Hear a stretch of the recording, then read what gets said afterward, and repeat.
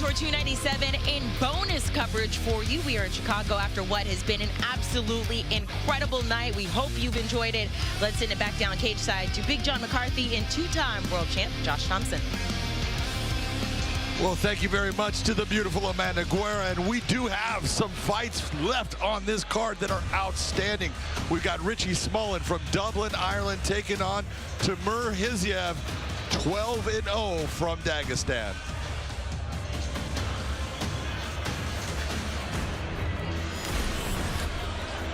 Our tail of the tape for this featherweight matchup, 12-0 versus 10-2-1. Timur Khizriev has proven he is an outstanding wrestler, but he loves to fight in the stand-up.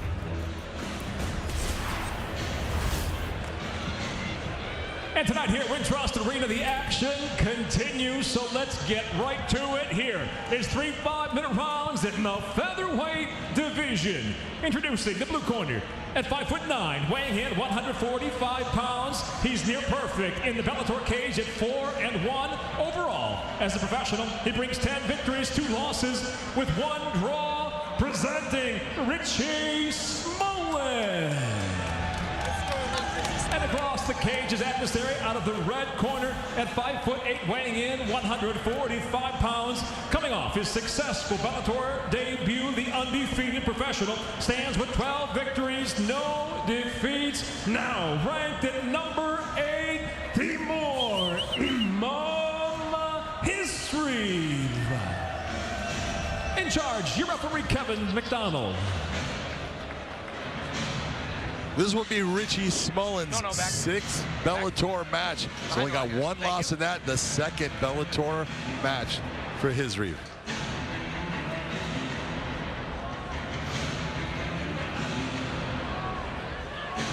Ready to fight? Ready to fight? Let's go.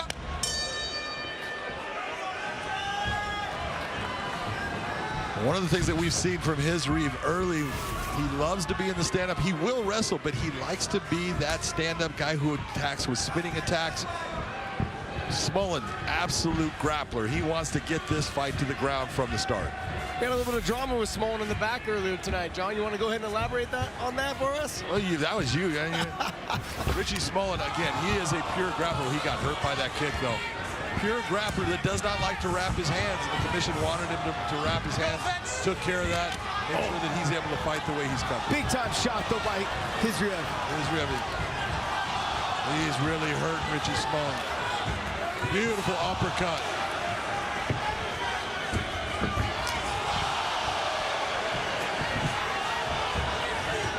What I like what Khizriev's doing is he's really just picking his shots. He's not rushing in. He's not smothering the space, able to land the kicks and the shots. Timur Khizriev, there you go. But that's bringing Smullen into a place where he's really comfortable. He wants to be on the ground. He does not care if he's underneath you. He feels better when his back is on the ground or he's on top of his opponent than he ever does on his feet. Khizriev is no slouch to being on top, though, John. He's got great wrestling, good top control, and he loves to put in the work. And if you start to get up, he's not going to fight to take you back down. He's going to give you the space and go back to the feet.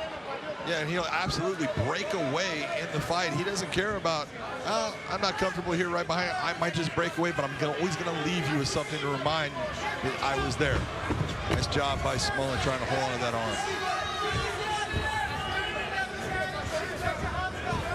John, out of all Smullen's fights, so we've seen him countless times be in trouble, be rocked, be hurt, but guess what? He's still in the fight. He's a dog. He comes after you. He still keep wrestling, still keep trying to get the finish. It's so true. Look at him going after the spinning back fist there. Richie Smullen is that guy that you can never count out of the fight. He is always coming after you. He's always trying to figure out a way that's going to work for him to get that win. I've seen it too many times where I thought the fighter that he's against, too good an athlete, too good technically, Richie Smullen just finds a way to win.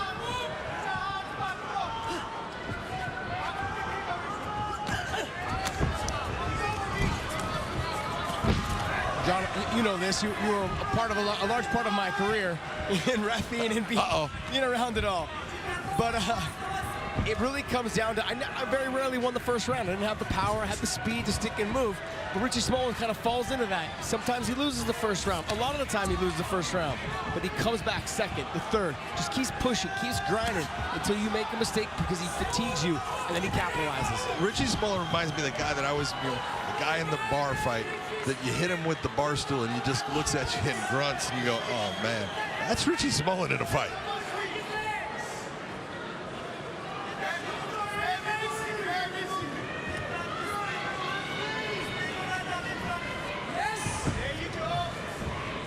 Khizriev with a good positioning, keeping his hips directly in front of Smullen's.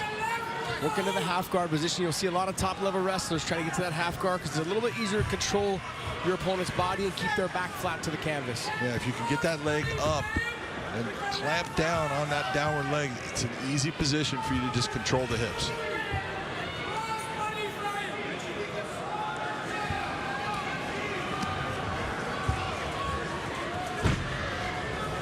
Khizriev doing a very nice job trying to just step over. Richie Smullen's got a very good guard. He's able to move his hips. He's got good elevation when he wants. He'll hook in the butterfly hooks. And those elbows are nasty from the bottom, even though they don't look like they're landing hard. It just makes your opponent move. So he's making Khizriev move when he doesn't want to move, when he wants to slow the tempo of the fight down. Khizriev really trying to crank down on that shot, putting a lot of power, getting some posture.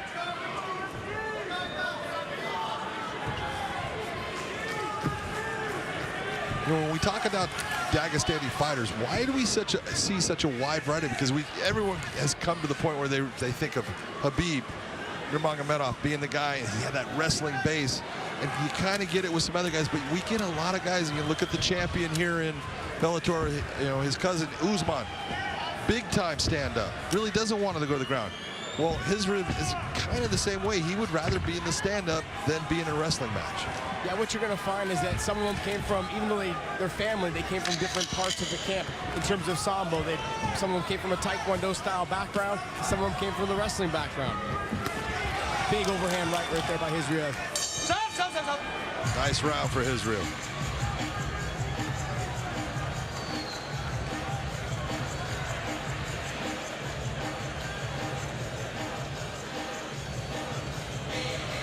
Забилось, нормально. Все четко, просто не спеши, брат. Не спеши, не проваливайся. Ты его наоборот провалишь, он будет бить. О, вообще, брат, дырка, брат, стоит здесь. Дернул, атаковал, дернул.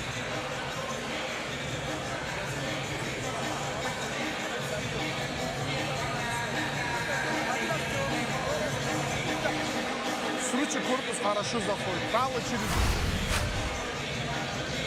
Khizriev early with the beautiful uppercut there, but what I was talking about earlier, he made the space and didn't smother his shots and then landed a little right check hook.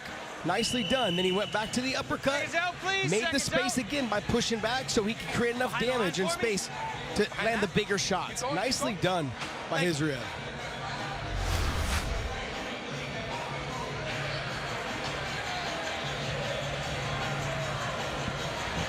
Getting ready for the start of the second round. Richie Smullen's going to have to do something to change that momentum, change that tempo of what's been going on so far. Nice little left hook there by Khizriev. I like how he takes 2 steps back and then circles out. As soon as he starts to feel like he's getting his back to the fence, he makes sure he takes an angle. And Richie Smullen coming off of a very big win against Peter Nadelski at Bellator 291. That was a split decision, and one that you look at, he grinded out that victory, and that's what he's going to have to try to find a way to do here against Khizriev. What I want to see Richie Smullen do is move his head a little bit offline as he strikes to close that distance. See how he's keeping himself straight upright? It makes it easier for your opponent to hit him because they always know where to find your head. Yeah, he looks like he's a little square to his opponent, which is opening up the ability for Khizriev to land these shots. Oh, big shot though by Richie Smullen.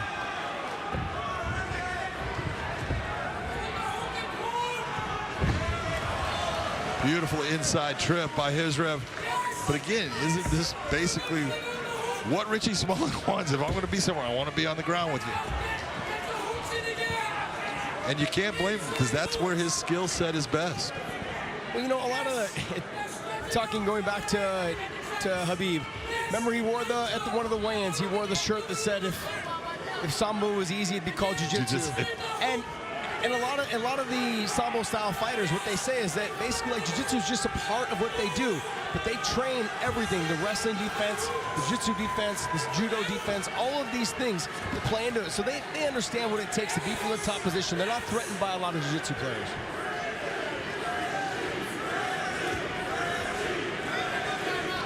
Got the crowd looking to try to give some kind of encouragement to Richie Smullen. So far, not a whole lot has gone his way in this match. Nice slicing elbow by Richie Smullen, though.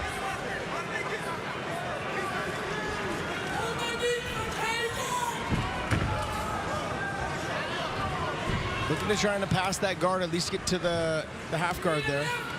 We just lays flat on that leg, kind of suppresses the leg down, and then starts to slowly try to walk his body around it. That was a nice little knee tap attempt sweep there by Richie Smullen to kind of break his balance.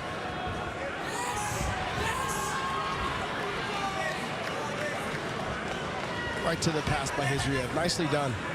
But if you look into Khizriev's record, 12-0, but all of his stoppages have come in the first round. So now we're in the second round. It's kind of saying something about maybe he slows down a little bit. Maybe it's the whole, the pressure of the fight. He's looking good right now. Well, we saw in that first round he had Smullen hurt. Yep. He made the space, realized that he didn't want to jeopardize overcommitting too much and getting tired, so that he started stepping back and letting the shots land.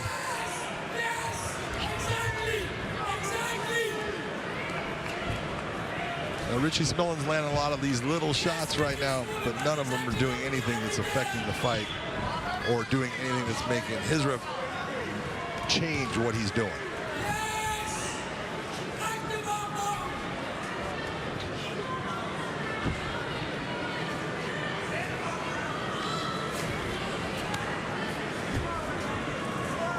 When you're watching at home, what you're trying to see is like Khizriev's in the top position, but he wants that far side underhook, and right now he has the overhook, and so that's why Richie Smullen is able to try to come up on the half guard or on the single leg to get back to his feet. Nicely done.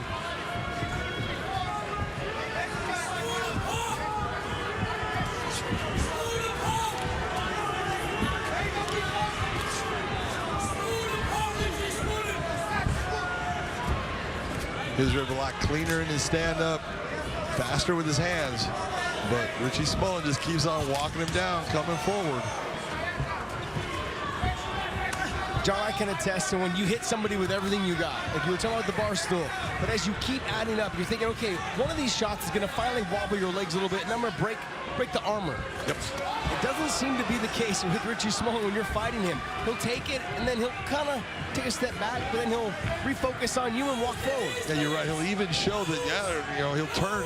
That hurt me, but I'm back. You got to love the heart of that, though. Not an easy thing to do. As we come to the end of the second round of this featherweight matchup. Stop. Doing great.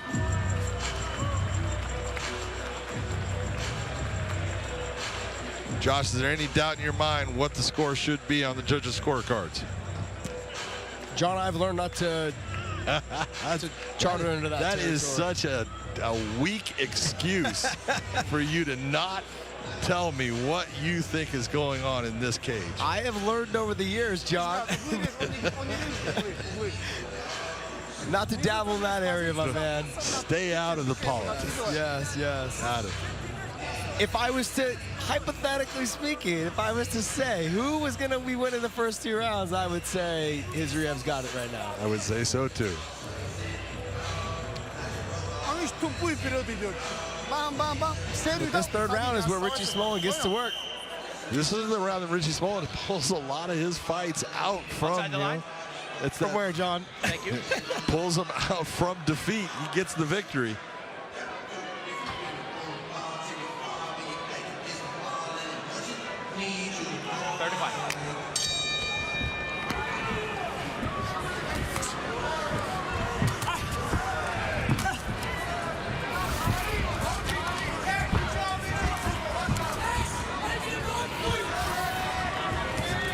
Both these guys throwing heavy leather to start this third round. Very heavy leather. Both really trying to turn it up.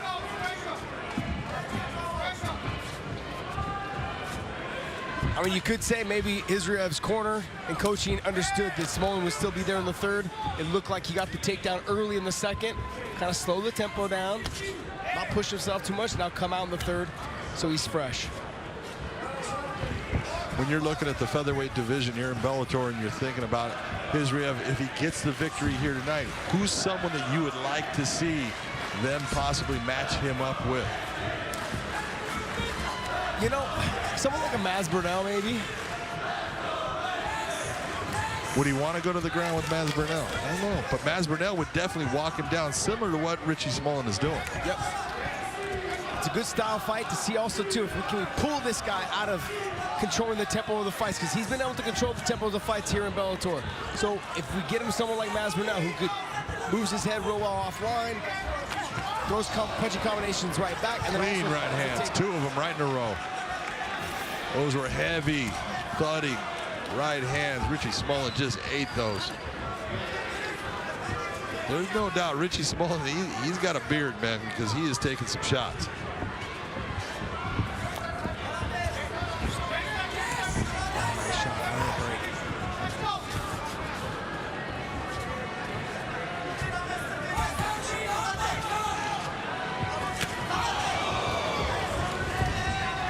Smullen, when he throws that jab, he's got to return it back to his face a little bit quicker. He's getting countered with that overhand right. Nice job by Smullen to pull him up. Putting pressure on the neck.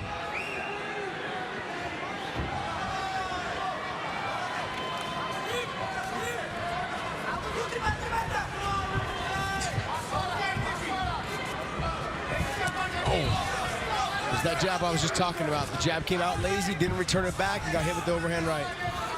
Smullen's starting to wear a little bit of the damage that Khizriev has been able to apply during these 3 rounds.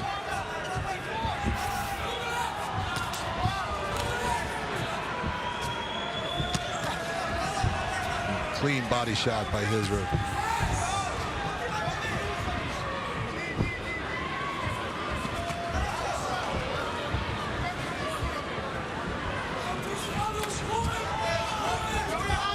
Khizriev's doing a good job of throwing his strikes and then moving himself offline and then circling and making sure he can't be countered. He is. He's doing a great job with it, but Richie Smullen just showing, you know, I keep walking forward. I keep putting pressure. Khizriev is doing a great job of dealing with that pressure, and he's landing a lot of shots. Something you want to see from a young fighter. Something you want to see as far as, I don't just stop because someone's coming forward. John, it's one of the most exhausting things when you're landing big shots on someone and they keep walking forward and you've got to keep circling and staying away. You start realizing, man, no matter what I do, I should get the takedown. Slow the tempo of this fight down. I need a break.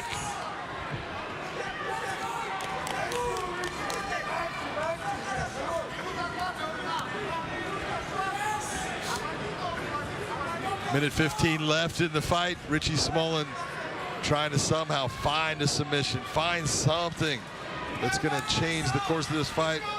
Good elbows from underneath, but that's not going to be the things that's going to stop Timur Khizriev.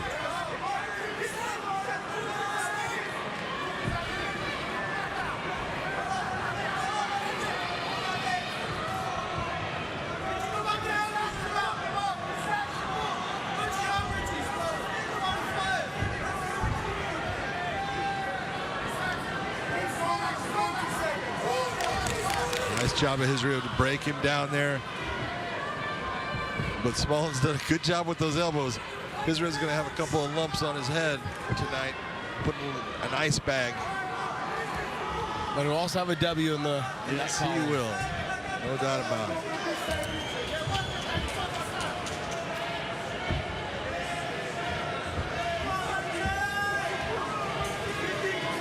John, you asked me, so who would you like to see Khizriev fight next in that featherweight division? You know, I thought you brought up a really good candidate with Masvidal. Maybe Maz is a little too high right now in that position and stuff, but a little headbutt at the end there.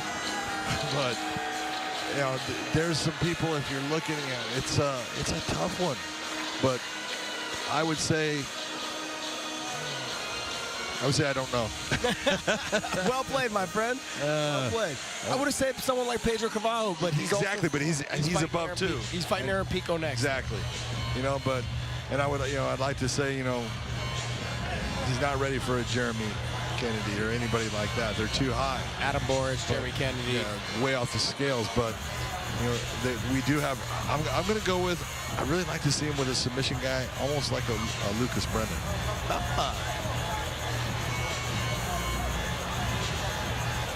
Threw it in a little wrench in there, huh? Little wrench. Guy that can wrestle. Guy that's got good submissions. I think Khizriev is probably better on the feet, but be interesting. Brennan has looked fantastic in all of his Bellator fights, and he has put on just submission clinics. So, obviously Richie Smullen, a good grappler, but he doesn't have the repertoire that someone like Lucas Brennan does.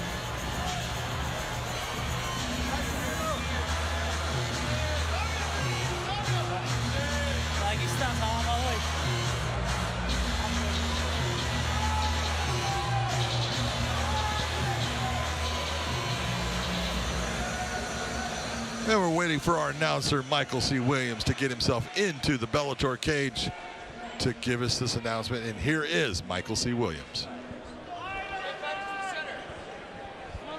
Ladies and gentlemen, having gone the distance, we'll go down to your three judges, Chris Lee, Scott Jones, Ron McCarthy at cage side.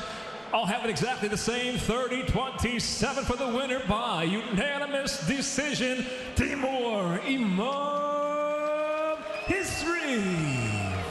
30-27 across the board. Khizriev now goes to 13-0. Ladies and gentlemen, stay tuned. We have much more post-limb action coming your way.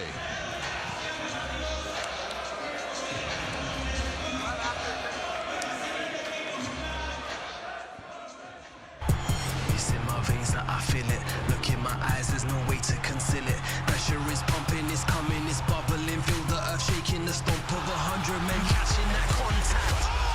Prepare for that combat. And we are done. Is where it begins. That everything in that game that you win. Back brace for the impact. Are you kidding? You catching that contact, brace for the impact.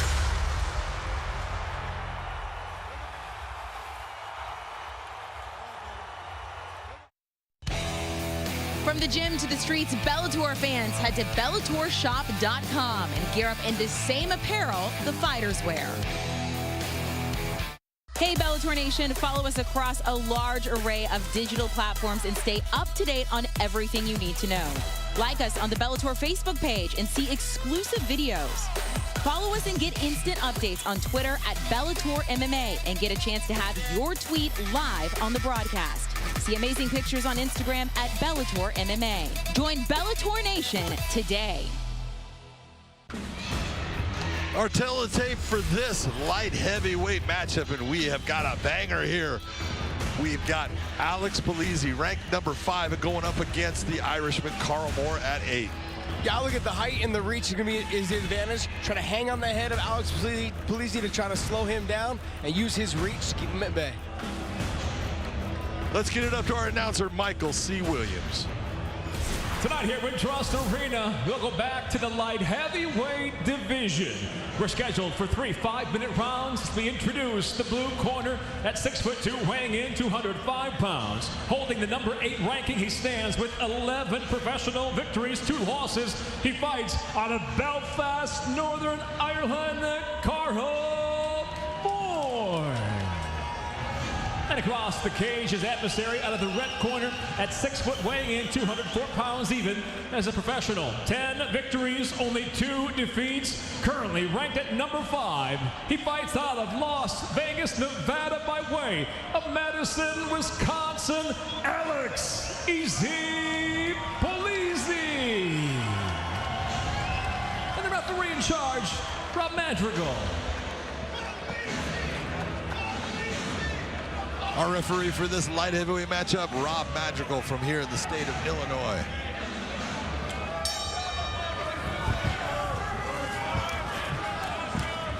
Carl Moore looking much bigger than Alex Polizzi in the light heavyweight division. He is a huge light heavyweight. Alex Polizzi's got the worst tattoos in the game, John. That's a possibility. It is a possibility. And the one thing that we've seen from Alex Polizzi is he's had some just outstanding fights. He had just one of my favorite fights of all time when he fought Jose Augusto, back and forth, and just nothing but heart in that fight. Came away with the win when you thought he was out. He got hit with knees that I thought would knock over a house, and he somehow made his way past him. Yeah, when he fought Gouvea that night, it was a fight that was electric from beginning to end. They came out swinging. There was flying knees, there was takedowns, there was slams, there was ground and pound. It was a well-rounded fight, and fantastic fight. And one of the big moments for Carl Moore, he went up against Carl Albrechtsen. He was like a plus 500 against Albrechtsen, and he got the submission victory. Unbelievable win in Dublin, Ireland. But John, you said it earlier, he's huge for the weight. He is. I'm looking at him going, man, how do you even possibly make the weight? Hollow bones. It's the only way.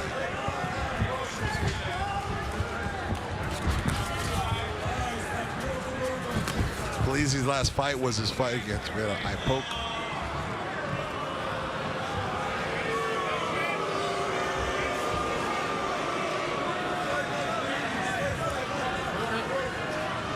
Never good when you get the Ipoke. Let's see what occurs here. There's a replay of the action. Moore comes forward, and Polizzi just tries to defend by putting the hand out. The fingers definitely go in the eye. Polizzi even shook his hand because it probably hurt his finger. One of the things that I like that I see out of Nevada right now is Nevada is allowing the doctors to have a wet towel that they can hand to the fighter to put in their eye. I think it helps in making your eye kind of settle down. John, let me ask you this. Are you allowed to pour water in your eye to clear it? No, they don't allow them to put, take water and pour or anything like that. You look at it's like you should be able to do, oh, big straight left hand. That caught Polizzi. This is the type of fights that Polizzi gets into. He just keeps on coming forward. He'll take shots. He took so many shots against Yoel Romero that he had broken his jaw in 2 places. That was not a good night, but when it comes to heart, there's no doubt that Alex Polizzi is never going to give in. He's got to move his head offline because that straight left's finding a home every single time.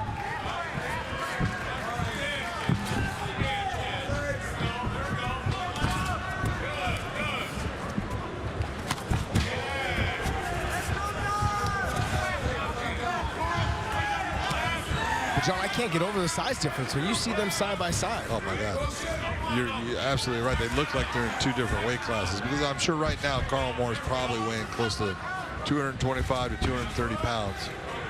Polizzi is a guy that you look at, almost a tweener, could almost go down into that middleweight division.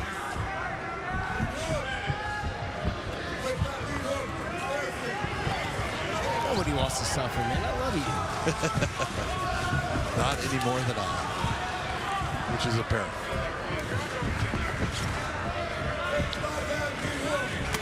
What I like that Carl Moore's doing, he's throwing the feints, and then he's letting the straight left come back, and he's giving away his space.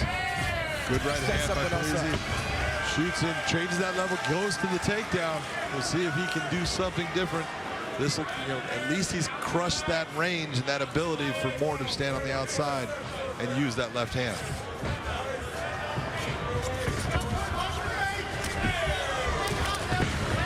Nice head kick off that exchange, though, by Polizzi.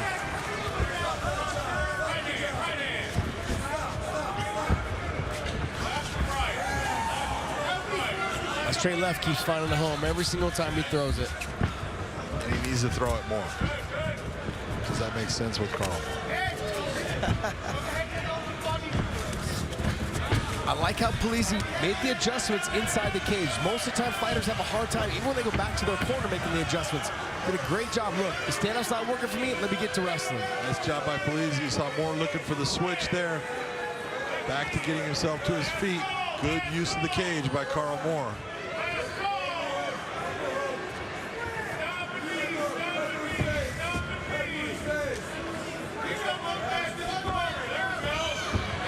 The old school foot stomps, John. Marco Huas, baby. That's where those come from. The funniest thing is, the streets. it still makes you move. Even if they don't hurt, you still lift your foot. Yeah.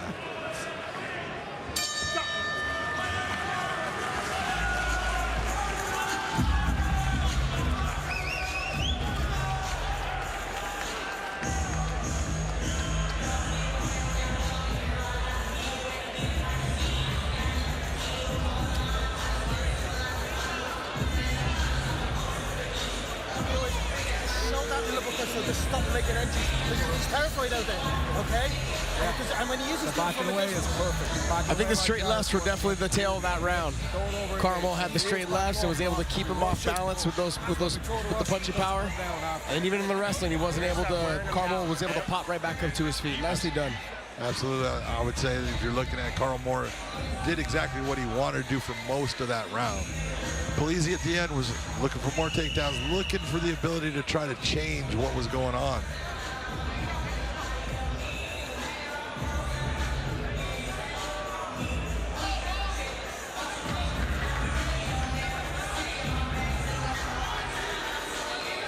Round two, round two.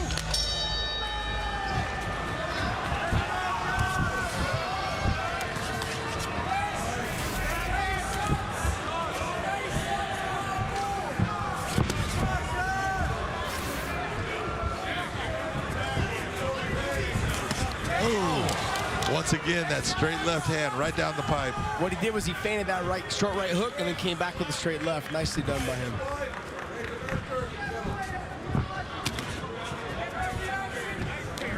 He does a very good job of making that thing pop straight out, straight back.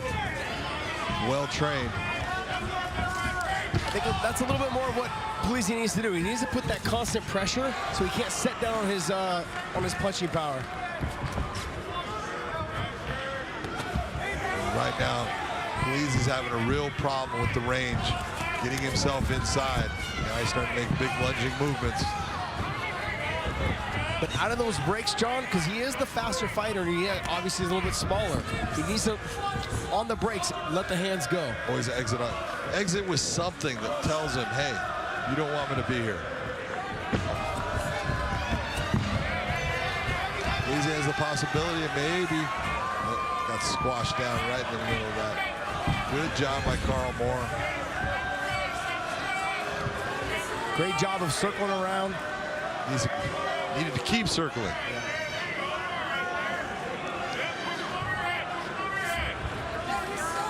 Moore has a big advantage right now in the punches landed, 22 to 4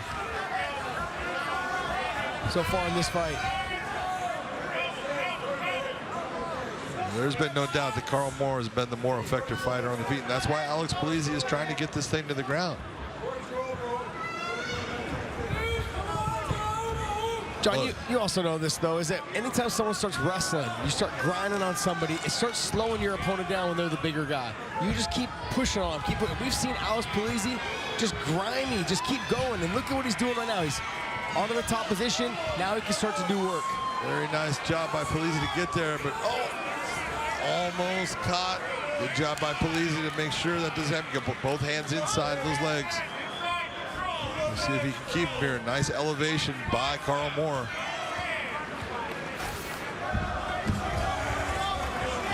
Nice job on that hook sweep. At least enough to create space so he can come up on the single leg. He got the hips a little bit light, got him up in the air, and that was all he needed. Right back to the single leg dump he's trying to hit. He just doesn't stop. Just like a pit bull, man, tenacious going after it. You know, that's what we've seen from Alex Polizzi every time we've seen him fight. So it's not something that we don't expect. The real difference here is the size matter. I think the size is going to start to wear down on him. And the power of Carl Moore.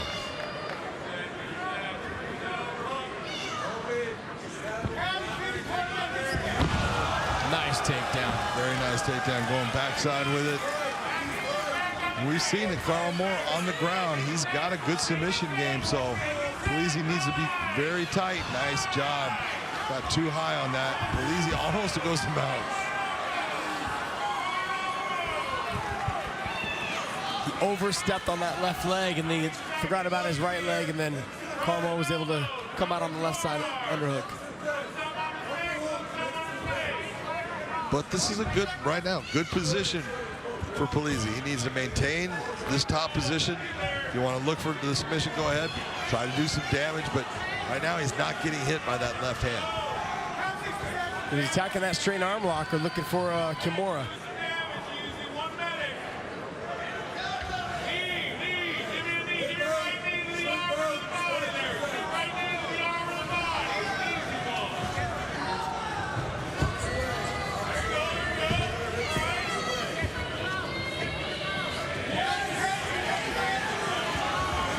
Good work by Polizzi.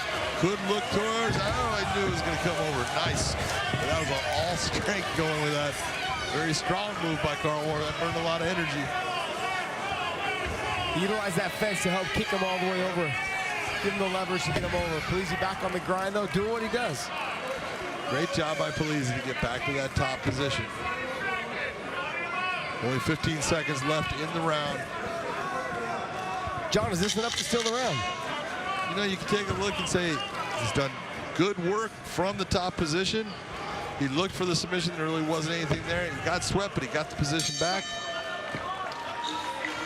A couple of shots in the beginning of the round were pretty sharp by Carl Moore, though. That was kind of a whippy answer. Who scored the round? Who won the round, John? Excuse me. I am the play-by-play man. You are the color man. I am going to ask you. I'm gonna give that round to Alex Polizzi. I think it's 1-1 going into the third. Oh, I like close, that. though. I like Same that. thing. We carry that shit straight back, okay? Watch that high kick. Keep that right hand high, okay? A lot of feints right out the gate. We're going to look fresh right off the gate, okay? Okay. Big breath. Catch your breath. Hooks and straight right. Set up that takedown and let's just walk out of here, okay? All right? You got to do damage when you got him on the ground. Yeah. Position first, then damage, okay? He's giving you that mount, too. Yeah. Okay, if you enter to stop that head, because they're not Leading corner is telling him all the right things, John. Absolutely. Will Fleury there in the corner of Carl Moore.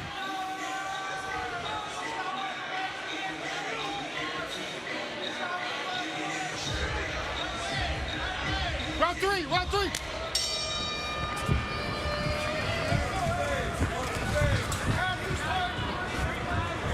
Polizzi needs to start. There you go. Changing levels and getting into Carl Moore's legs. Try to keep this from being a stand-up battle where he's going to eat shots from the outside. Very nice uppercut by Carl Moore. Nice head kick, though, by Polizzi.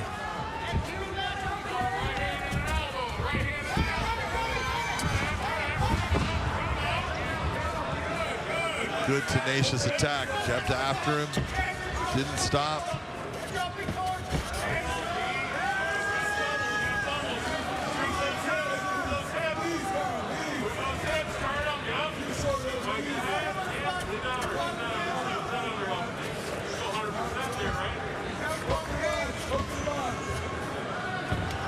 He's doing a good job of defending, trying to keep that wide base. Hit the knees up the middle and try to get him to separate his hips and back out like he just did. No matter what, Polizzi is tiring Carl Moore out. Just mentally saying, I'm tired of you shooting on my legs. I mean, if you're Carl Moore, do you try and get the takedown now? Put your heavy, Absolutely. your bigger body on top of Absolutely. Polizzi and try to slow him down. Because we've seen Polizzi before in the past, John, and we know he's not going to stop. He's going to keep coming forward. His fight with Romero, his jaw was broken in 2 places, and he just kept coming forward. No quit. Not the smartest thing. Not the smartest. No, he's got no quitting. We've seen that multiple fights. This guy comes to fight, and he's going to give everything he has. He's the kind of guy you're looking for because he always brings it. He's never going to stop and just do the minimum. He's going to try to do everything he can to walk out the winner in the fight. The fence didn't help him with that right there. If that was out in the middle of the mat, there would have been a difference in body positions. This is what happens. You go out and you start eating these shots right here. Not a good thing for Polizzi. You have to have cage awareness when you hit submissions like that. Beautiful job by flipping them over the top. Great job, and that's what happens when you don't utilize your legs. You gotta have those hooks in.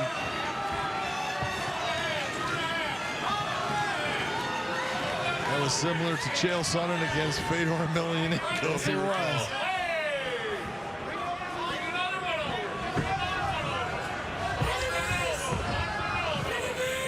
2 minutes, a lot of time, and his corner told him you've got to do damage if you're in the top position. He did. That second round was close to be anyone's round. But it's not easy to do damage from side control because you only have a couple ways to attack. You can try to use the elbow. It's a great tool. Or you look towards the crucifix position to open up with either elbows or punches. But you're normally generally using both arms to control the body, so it's a hard time attacking offensively.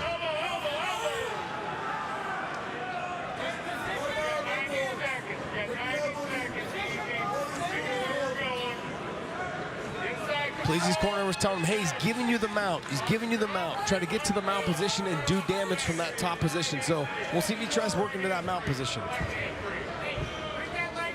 The problem is when you're fighting someone or with someone that's a little bit bigger than you, you go to the mount, it's almost easier for them just to roll you over. At times, you get to that mount, you want to do something to settle the hips down, put a lot of heavy pressure on him. Here he goes, right? Almost went. He's got to turn his feet away from the fence so he can't utilize that fence to wall walk and try to buck him off again like he did in the second.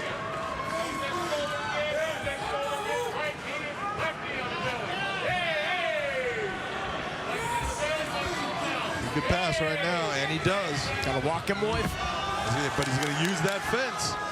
You know, that's going to give him that leverage to be able to buck him over.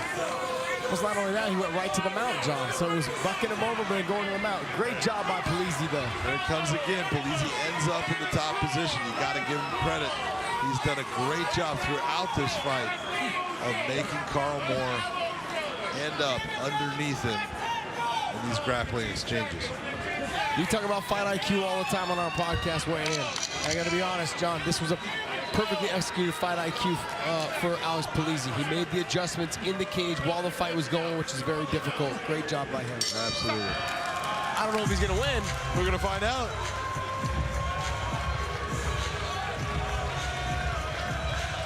Both men got their hands up in the air, a little bit tired, and I don't blame either one. They put a lot of energy out in that fight. A lot of damage done. Big shots by Carl Moore. Great grappling exchanges by Alex Polizzi.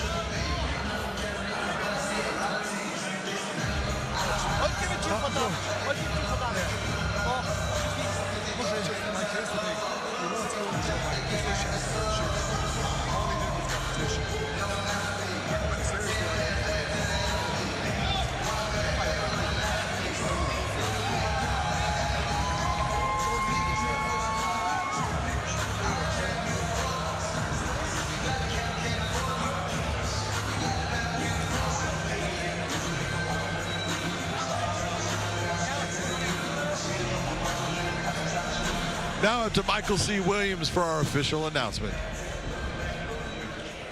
Ladies and gentlemen, for the decision, we go to your three judges at cage side. Chris Lee, Scott Jones, Ron McCarthy. All who have it the same at 29-28 for the winner by unanimous decision, Carl Moore.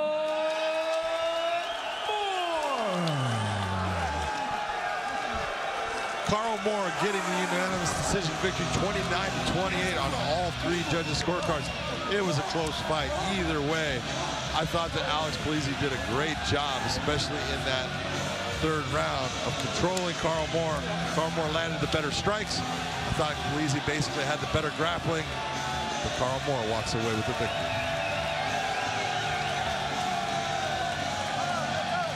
For everyone out there, we have much more bonus coverage coming your way of our post-limb fights. Stay tuned. Hey, Bellator Nation, follow us across a large array of digital platforms and stay up to date on everything you need to know. Like us on the Bellator Facebook page and see exclusive videos.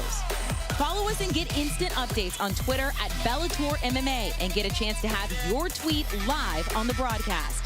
See amazing pictures on Instagram at Bellator MMA. Join Bellator Nation today. From the gym to the streets, Bellator fans head to BellatorShop.com and gear up in the same apparel the fighters wear. The new Bellator MMA app is here. New look, new features, new fights. Watch live weigh-ins and prelims. Share your fight picks. Earn points and badges as you rank up to the heavyweight division. And stay up to date on events, rankings, and news. For all the latest features, download the new Bellator MMA app. Available on the App Store and Google Play. Our teletape for this lightweight matchup, we have got Mike Magic Hamel taking on Shamil Nakaev. John, they're virtually identical. 10-0 against 10-5, but I'll tell you what, Mike Hamel has had some incredible matchups here in Bellator. They have never given him an easy opponent, and man, they didn't do it to him again. This is going to be a burner. Let's go to our announcer, Michael C. Williams. Tonight here in Chicago, Bellator 297 continues now as we go 3 5-minute rounds in the lightweight division. Introducing first the blue corner at 5'9", weighing in 156 pounds even. Now 1-0 in the Bellator cage overall. He stands undefeated as a professional. 10 victories, no losses. Ladies and gentlemen, presenting Shamil Nakaev. And across the cage, his adversary out of the red corner at 5'9", weighing in 155 pounds, victorious in his last fight with a 42-second TKO. He enters tonight 10 professional victories, 5 losses. Introducing Magic Mike Hamel. And your referee in charge, Kevin McDonald.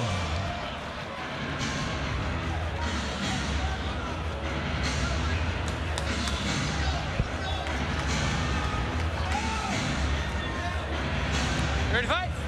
Ready to fight? Let's go!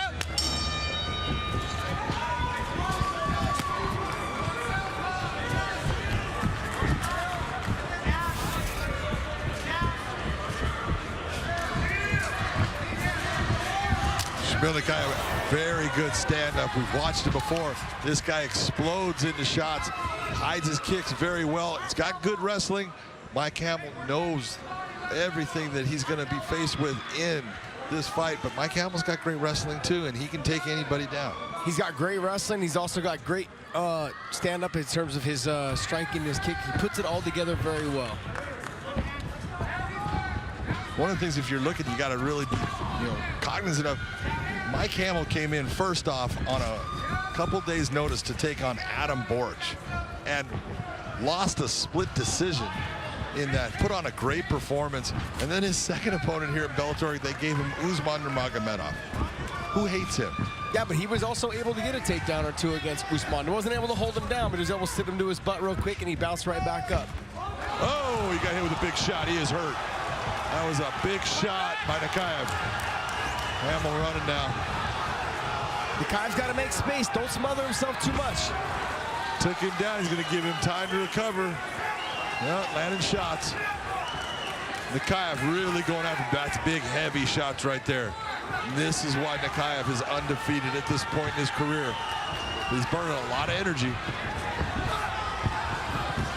And Hamel will still be there if he can survive this. He's one of those fighters that will weather the storm. Oh, he took another big shot there, Josh. You can only take so many of those before they add up and the computer goes off. Still on wobbly legs. This is the best thing that Mike Hamel can do right here. Stay in the clinch, keep him tight, don't accept any more damage. Nakaev exerted a lot of energy during those exchanges. He's gonna have to grab some air. He's making his space right now, walking down.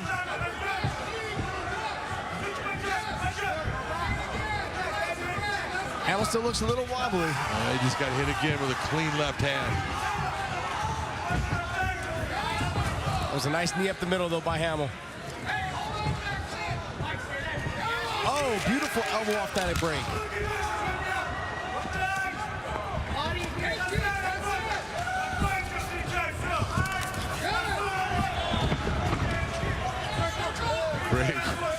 Great action by both guys here. They are just going broke. It is non-stop. Hamel's been hurt multiple times in this fight, but he keeps on fighting his way back. John, we talk about fighters being in shape all the time, and the recovery is a lot faster when you get in trouble and you get rocked when you're in phenomenal shape. We've seen Hamel get rocked before. He's in phenomenal shape. He comes back and does a great job of the rest of the fight. Well, I'll tell you what, Nakaev sits down on his punching. He has got some power. Heavy hands. This is a fast-paced first round, John. Just ask Nakaev. He's like, what happened? I thought I was going to get this guy out of here.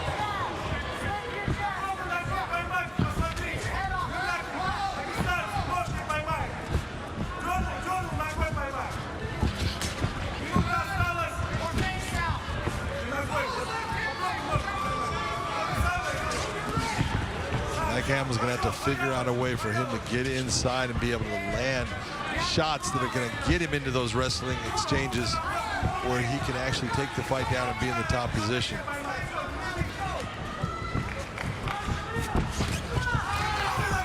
At this point, you can see he's just eating the bigger shots continuously in this round. And then even when Hamel does get off, Nakaev is also just able to slip underneath or come out on the other side.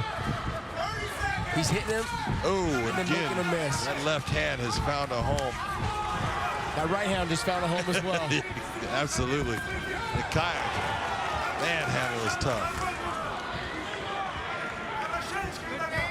Nakaev has landed 33 shots so far in this round.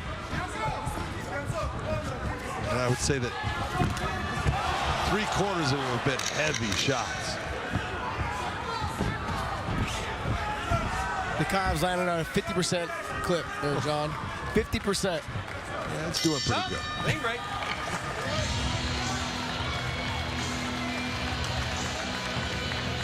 And you're Mike Hamel going back to your corner and go, who is this guy?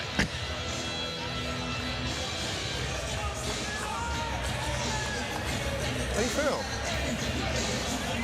It looks fucking great. Hey, let me see you.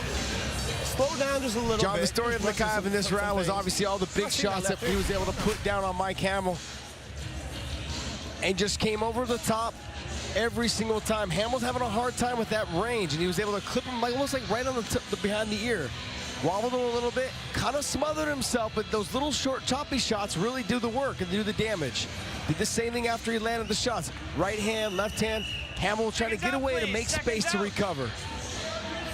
It was amazing that Hamel took so many big shots and recovered from all of them, showing the kind of grit that he has, because, man, I'll tell you what, a lot of guys would not have survived that round. Gentlemen, round 2.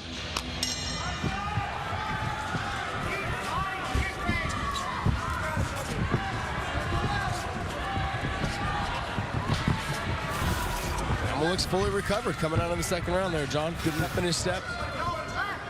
We know he's got a gas tank, and we know he goes. That's what he needs to do right there. Change this. Nice job of trying to switch, turn it the opposite way.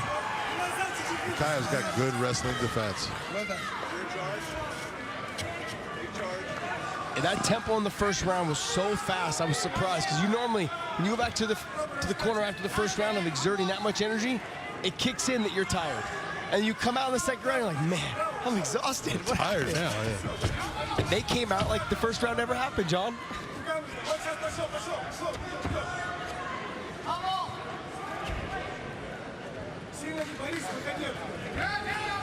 This is kind of a good game plan by Hamel, though. Keeping them in close, take away those big power shots, crush the space.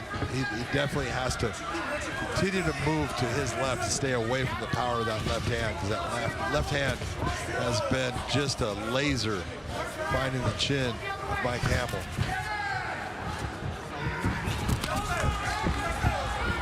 Good clubbing right hand by Mike Hamel there.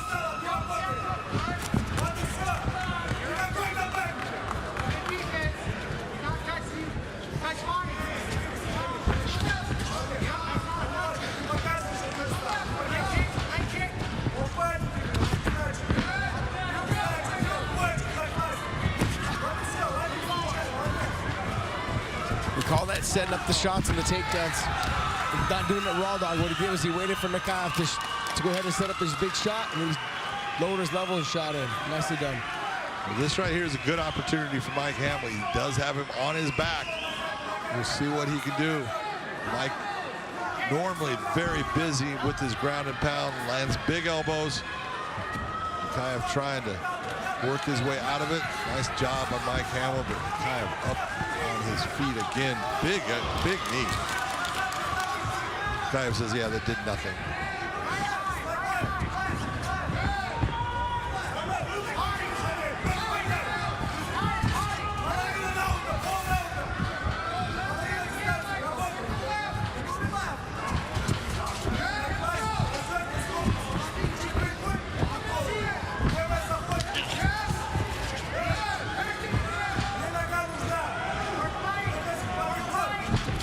Was a little bit more loopy with his strikes. You got to start throwing them right down the pipe, because that's how Nakaev's beating him to the pace, to the punch. Pace or punch? Either one. We don't know. I was trying to say punch and face. I love how Nakaev keeps on looking at him and shaking his head like, yep, that was good.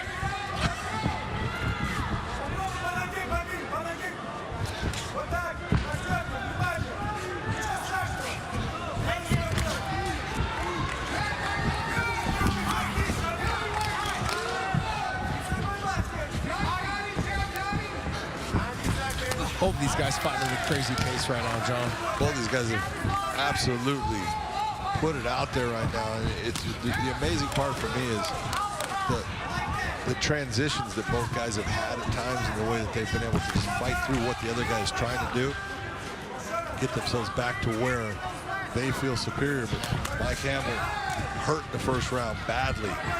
He's looked good in this round.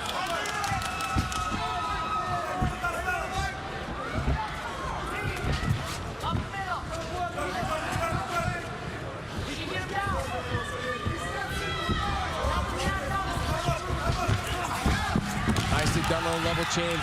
Penetration all the way through. Nakaev not settling on his hip, though, and jumping right back up to his feet as fast as he could. Look at how quick Nakaev gets back to his feet. That's just outstanding work right there. It's beautifully done, because you can never settle in on the bottom. Otherwise, once your back goes flat, it's easier to control you on the bottom.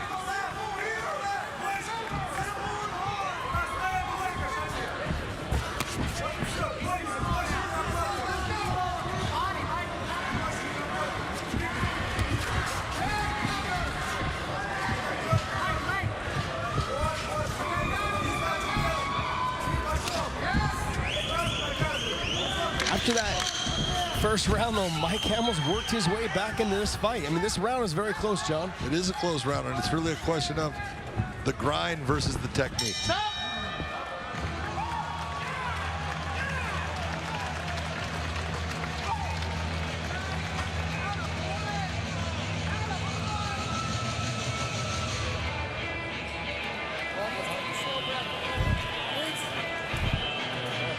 John Crouch in the corner of Mike Hamel with David Machad, and you get Greg Jones in the corner of Shamil Nakaev. Got leg kicks there. Great corners on both sides. He's tired. If you want, that wrestling's there too. You got Bryce Meredith, though, right there in the corner of Mike Hamel, working the wrestling, grinding away. Great addition to the Bellator family as well. Take it. Take it if you want to drink. Hey. Hey. John Crouch is very subtle in his approach as a coach. You know, the way he talks, you better finish this guy this round. John, I got nothing but respect for coaches that tell their fighters the truth. Absolutely, that's the best. That's what you're looking for. You can't have someone that's going to sit there and not give you the information you need. And everyone's different in the way they receive it. And those coaches know their fighters. So.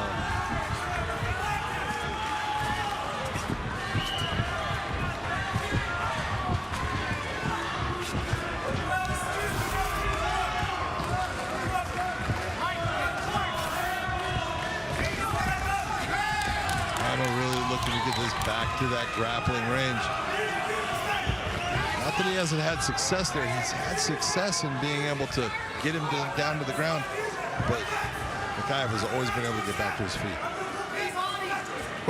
What I like he's doing now is he's feinting, getting Nakaev to react, and then lowering his level and getting in deep on the penetration. Finishing is, the wrestling doesn't start until you get in there. Everyone's like, oh yeah, you got in deep. Yeah, the wrestling doesn't start until you get there.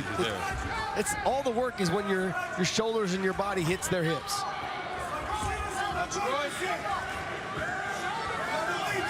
You can tell though that the pace of Mike Hamel has really put Nakaev in a position where he's starting to wear down as far as his output. It's the pace of Hamel and just that grind that he brings. Hamel is still in this, still fighting well, but he has slowed down.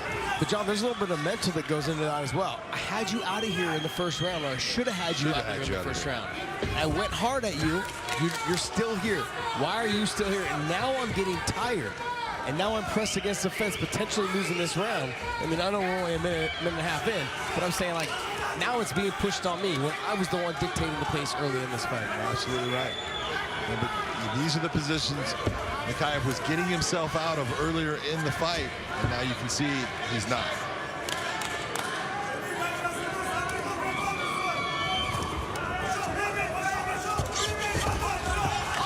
Nice turn of the position by Nakaev. He goes for the takedown here.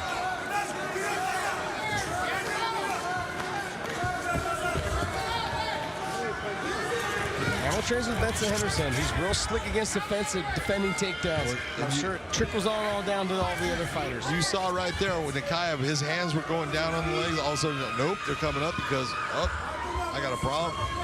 That's just nice defensive fighting by Hamel. Beautiful knee up inside. Using that little frame on that forearm, make the space, create the knee, and get in there. Nicely done by Mike Hamel. Get his back up off the fence. Nice job of going after him right away, too. Hamel's just a dog. He just keeps on clamping down on Nakaev, forcing the pace, making him work at a point where it's uncomfortable. It's the scrambling ability. They both were in a position that whoever could get their hips up higher to get to this position. Mike Hamel beat him to the punch.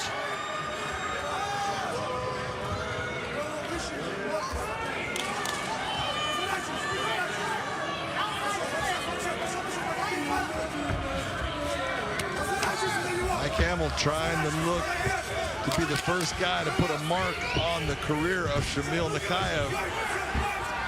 He's got a minute 40 left in this round.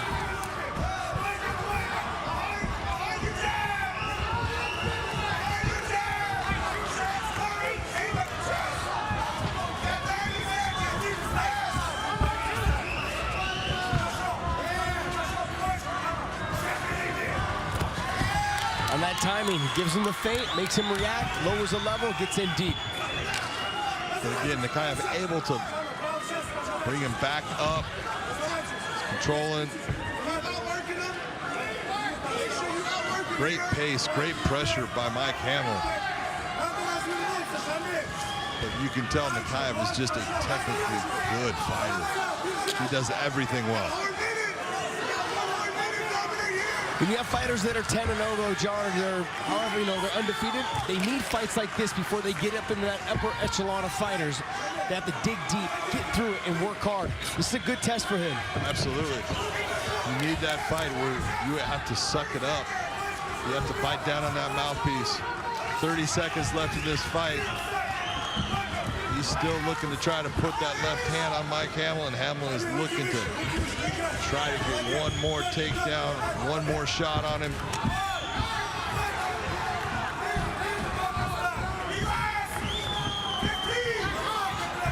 Outstanding effort by both men in this fight. Both really put a ton of energy out. Great competition. And it goes to the judges' scorecards. What does Burt Watson tell you never to allow happen? Don't let it go to the judges. They'll make you cry. Make you cry. John, I'm going to throw a little wrench in all this. Was the first round a potential 10-8 round? Absolutely could have been. And Mike Hamel potentially could have won the second, and I had him winning the third. Did you have him winning the third? Yes, I did. I had him winning the third. I'm not too sure about the second. Why are you always second-guessing me? I'm not second-guessing you. I'm just telling you that you are now saying this is a draw. I'm saying I'm going to throw a wrench in it. When I said I throw a wrench in it, I'm saying this could potentially end up being a draw. How big of a wrench are you throwing? It was a great fight. Great fight. Outstanding job. Huge heart by Mike Hamel to get himself out of that first round. I'll tell you what, because he was in trouble. You know, when you are running across the cage, and I don't blame him for doing it, but you know that you got problems. Yeah, you're in survival mode. Yep. Do whatever you can to make sure he gets past that point into the next round. I'm going to say first round was 10-9. Second round, I'm going to give to Hamel. Third round to Hamel. Okay.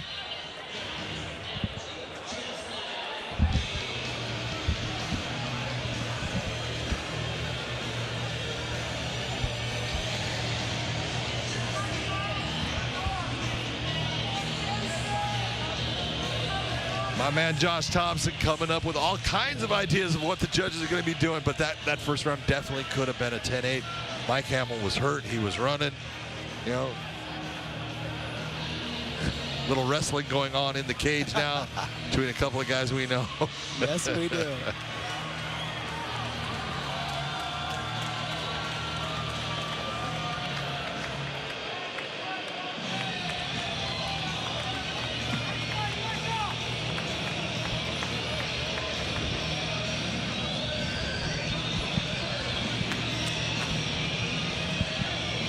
Our man Michael C. Williams finally getting himself up into the cage so we can find out who the judges have decided wins this match. So we go to the golden voice of Michael C. Williams. Ladies and gentlemen, having gone the distance at the 3 non-stop rounds of action, we'll go to your 3 judges. Your first round, McCarthy scores the fight 28-28. He has the fight even. His scorecard, however, overruled by judges Chris Lee and Scott Jones, who both see the fight the same at 29-28. They have it for the winner by majority decision, Magic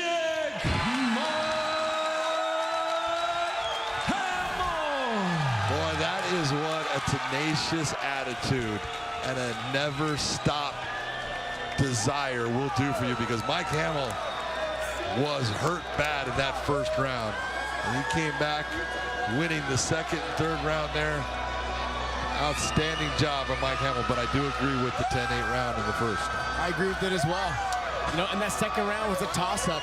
Really decided on what you thought was more important. It was the takedowns, the control as much as he possibly could. Hamel had some good work in the second as well. Third round, I gave it to Hamel. So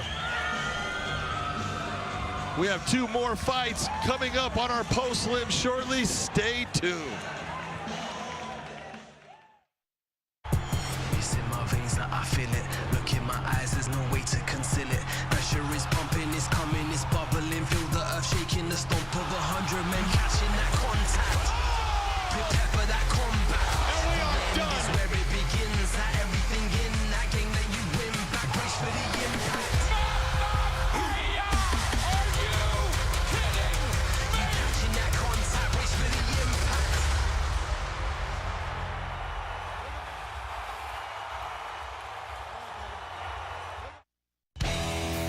From the gym to the streets, Bellator fans head to BellatorShop.com and gear up in the same apparel the fighters wear.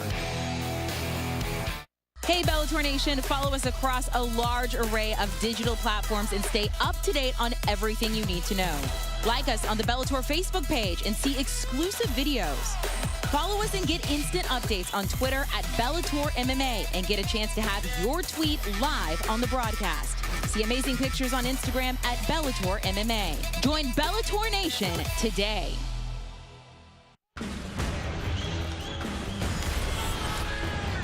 Well, do we have a welterweight matchup for you with Kyle Crutchmer versus Bobby Nash?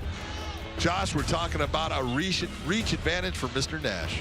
Go ahead, John. You do the math on it for me. But yes, he does have a big reach advantage. He also has a very 6.5 inch reach advantage. And the height advantage.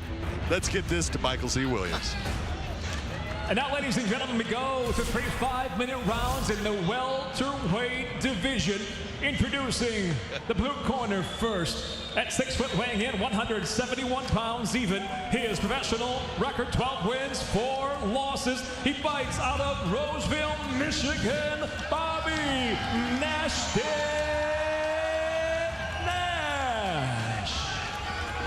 And across the cage is adversary out of the red corner at 5'9", weighing in 171 pounds as a professional. 9 victories, 2 defeats, fighting out of Tulsa, Oklahoma, Kyle Crutchmer. And the referee in charge, Jason Herzog.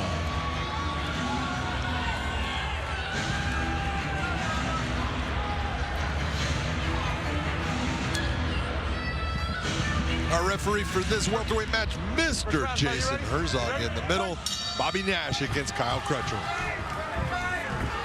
Josh, this is really a wrestler versus wrestler match because Kyle Crutchmer coming out of Oklahoma State, fantastic collegiate wrestler. Bobby Nash, he's got a wrestling background. He lives off of wrestling. How do you see this?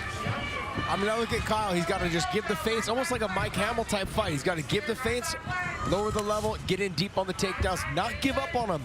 Work his way up to the body lock, look to knee trip, all along those lines. He's got to be very careful because Nash has big power in his hands.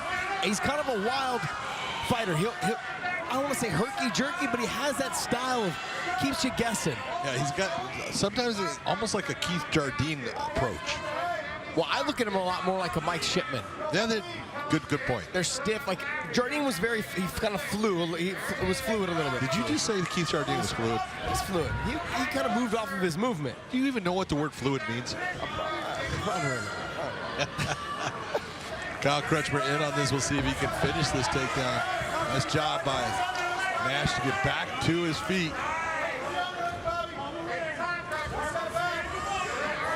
Crutchmer now fighting out of Dallas, Texas with Fortis MMA.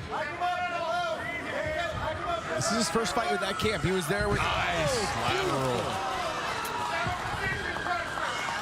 This is what I was talking about. When he fought Jalil Willis, he would shoot the double leg, wouldn't get it, he'd back out, go back to his feet.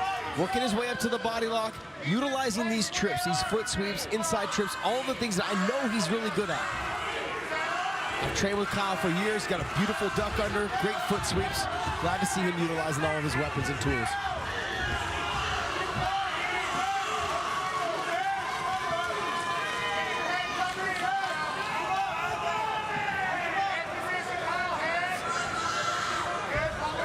Nice job by Bobby Nash to get himself up and out.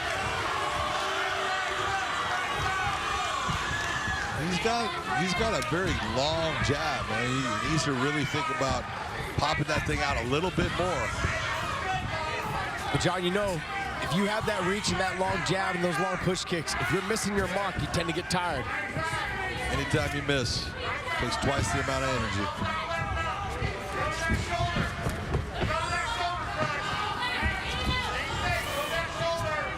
I'm liking what I'm seeing out of Kyle right now. He's giving him the feints, making him throw the shot, and then coming back in and throwing heavy shots.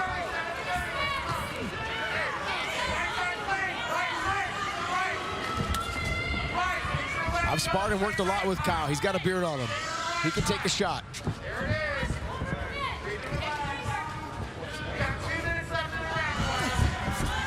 But it comes down to after you take the shot, what do you do with it?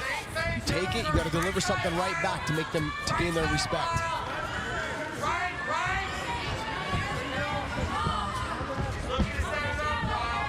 Well, not too sure about the movement of Nash. He's getting a little frustrated with how quick Nash is to move himself out of range.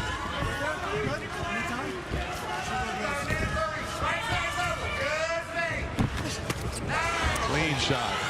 Very nice right hand by Kyle Crutchmer. He's really, oh, here you go. Shot. Bobby Nash needs to move. Don't just sit there and be a punching bag. That big shot.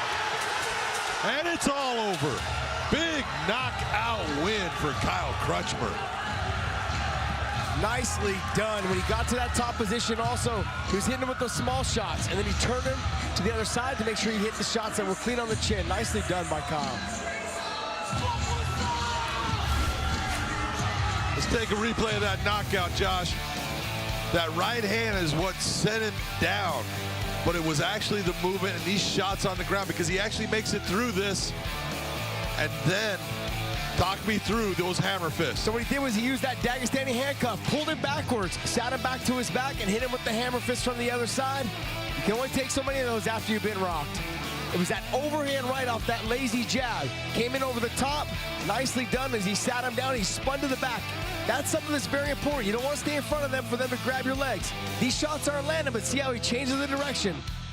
Puts it back to the flat, hammer fist, Herzog calls the stop.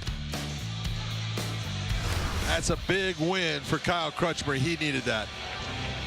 Let's get it up to Michael C. Williams for our official call.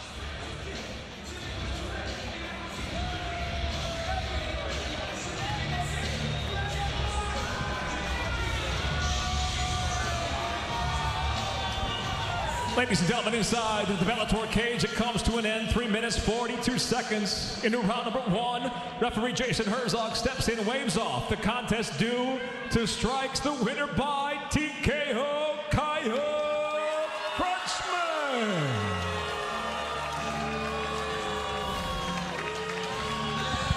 Big win for Kyle Crutchmer. That's a TKO that he's going to remember for a while. First win with Fortis MMA.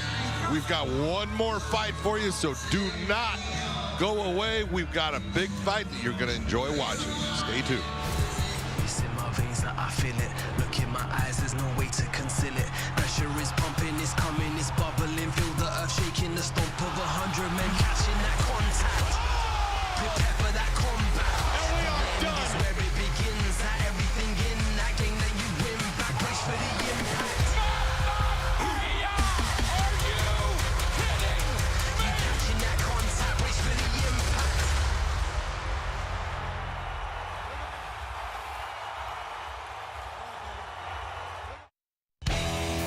From the gym to the streets, Bellator fans head to BellatorShop.com and gear up in the same apparel the fighters wear. Hey Bellator Nation, follow us across a large array of digital platforms and stay up to date on everything you need to know. Like us on the Bellator Facebook page and see exclusive videos. Follow us and get instant updates on Twitter at Bellator MMA and get a chance to have your tweet live on the broadcast. See amazing pictures on Instagram at Bellator MMA. Join Bellator Nation today. Well, we've got a heavyweight matchup for you. Our tail of the tape for the heavyweights. John, they're both big men. 264, 261, 30 years of age for Vladimir Gouvea. Gabriel Sayek, 36. 1-1 versus 1-0.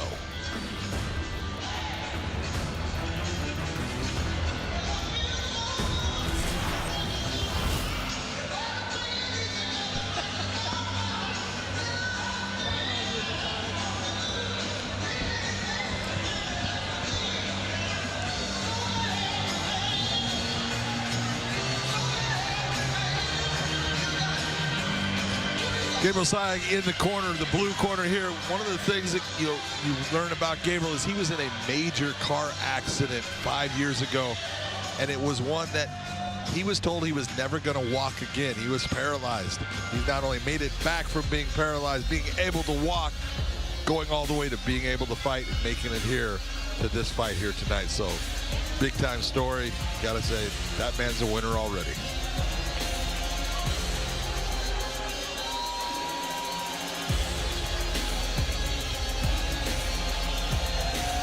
Gabriel Saig was also a combat veteran in the U.S. Army for 8 years, involved in over 123 combat missions. So I think stepping in the Bellator cage is easy work for this man tonight. He is facing a big, strong, heavy hitter and good grappler in Waldemir Gouvea.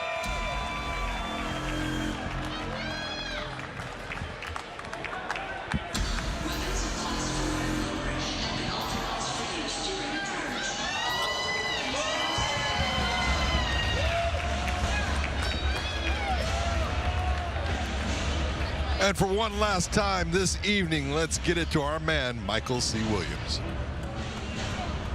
And now, ladies and gentlemen, the time has come to conclude Bellator 297, and we'll do it now with 3 5-minute rounds in the heavyweight division. Introducing the blue corner at 6'2", weighing in 261 pounds. His professional record early on, 1-1. He fights out of Milwaukee, Wisconsin, the Karate Kid, Gabriel Saig. And across the cage, his adversary out of the red corner at 6 foot, weighing in 264 pounds. After a successful professional and Bellator debut, he now stands at 1-0, fighting out of San Francisco, California, by way of Goiás, Brazil. Ladies and gentlemen, introducing Vladimir Blanca Gouvea.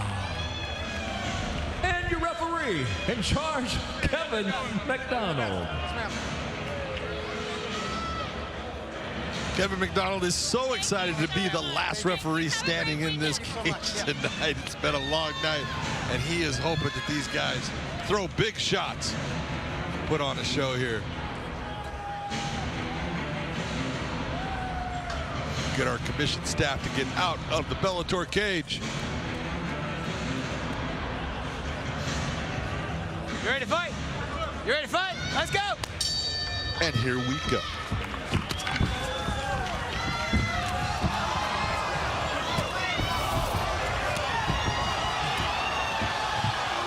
Got a haymaker special going on here.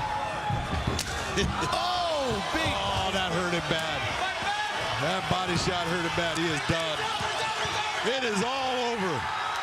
No way he was going to survive that body shot. You could hear it. Vladimir Gouvea just annihilated him. He's still falling down the ground. That's the way a heavyweight fight is supposed to go down, Josh Thompson. Gouvea's got great submissions, good takedowns. Ralph Gracie in his corner, legendary Ralph Gracie in his corner, goes out there and stands him. Don't you talk to me about the lightweights. Did you see that? Did you see what happened right there? That's what I'm talking about. Heavyweights, baby. John knows everything about heavyweights. That's why we call him Big John. It was just the big shots right off the bat. They both came out for exchanges. That's what we saw in their first fight. It was just Gouvea that was landing the clean shots. He made enough space to create the distance to land the big shot. So watch as he falls up, big kick right to the body, nicely done. If he would have smothered himself, that kick would have never have landed. He would have stayed in that boxing range. After you land that body shot, John, what does it feel like? Your whole body shuts down. It's horrible. Nothing you can do about it. You try to hold yourself up. It's just a horrible feeling, but that was a big time shot. He did a great job of making space to land that, like you said, because it's all about that space and putting it on the target. He did it. Great job by Vladimir Gouvea. Second win here in the Bellator cage. He's feeling pretty good about himself, and he should. Let's get it to our man, Michael C. Williams. Ladies and gentlemen, the night comes to a close. 20 seconds into round number 1. The winner by knockout, still undefeated, Vladimir Blanca Gouvea. We had a great night of fights here tonight in Chicago. I want to say good night to everyone. My man Josh Thompson, I'm John McCarthy. Have a great one.